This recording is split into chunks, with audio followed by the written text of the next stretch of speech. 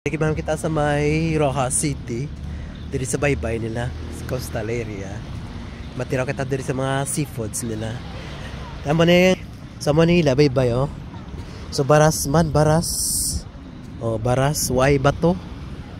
Oh. Tapos dira sa may ano na puro palibot. Palibot ng mga restaurant, seafood restaurant diri. Basta sa punta.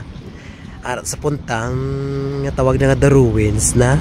Ang sikat nga The Ruins diri sa may Rojas. Oh. Sa Manila, baybay. So almost the same sa baybay sa Sariaya, Quezon Province. Amo man ni kay ano?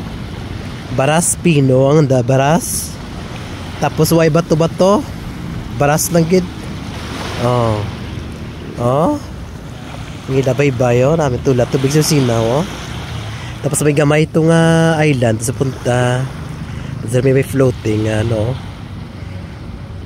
Nga ano, may inflatable nga ano, nga sa inflatable nga mga ano, nga banana boat.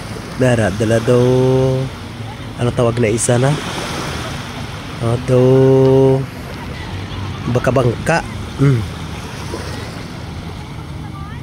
Tapos diri lang ano oh.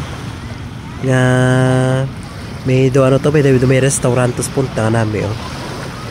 So, dari kayo makaon sa may ano diyang restaurant kami nila bye oh, mga gamay-gamay nga island to as punta oh. Sa piyak pagid miyara pagid oh. Oh. Sama ni so diri kita sa Rojas City. Amo ni ang seafood capital of the Philippines. For the first time na nabot daton ang Rojas, nakakadto sita sa Rojas City.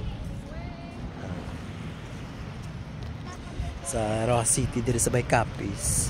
Ito sa piyak amo to ang may Kalibo Aklan pagkadto sa Boracay. Amo na nami kadto na mundad karon no. Ang The Ruins daw. Sikat na. Okay, makakaw kami na kagutom na gidzamon. Kaya binakagutom namon kita biyahe.